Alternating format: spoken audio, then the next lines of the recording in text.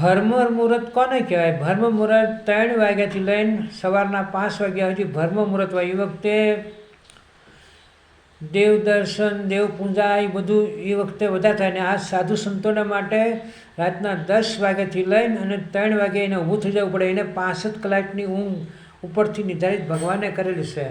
અને આપણી જેવા સંસારી માણસોને 10 વાગ્યાથી લઈને આમ તો 5 વાગે આપણે ઊભું થઈ જવું પડે. 5 ન થાય તો છેલ્લા 6 વાગે, 6 થી 7 કલાકની ઉપર સંસારી માણસોને હોવાય નહીં. ઉઠીને વહેલા સૂર્યનારાયણ કીણું કર્યા પહેલાં પથારી મૂકી દો, હરિનું નામ લ્યો, ધરતી માતાને પકડે, સૂર્યનારાયણ પ્રણામ કરીને પોતાના કામ ધંધે સડો, તો એ તમારો આખો દિવસ હંમેશા માટે સારો જાય. અને તમારા કર્મોથી જે થાય પૂર્વજન્મના કર્મોથી એ વાત અલગ છે. બાકી આ રીતે જો ઉઠીને વહેલા હાલતા હોય તે હંમેશા એને સફળતા મળે. જય દ્વારકાધીશ.